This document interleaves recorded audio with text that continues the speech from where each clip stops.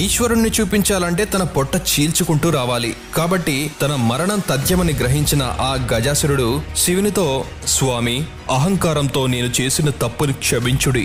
చనిపోయే ముందు నాదొక చిన్న మనవి తీరుస్తారా అని అడుగుతాడు.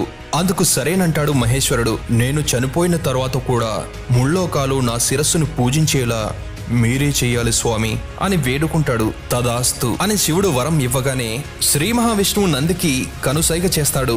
దాంతో గంగిరెద్దు కాలు దువ్వి రంకెలేసుకుంటూ తన కొమ్ములతో ఆ గజాసురుని పొట్టని చీల్చేస్తుంది. అంతే, అందులో నుండి ఆ ఈశ్వరుడు బయటపడతాడు.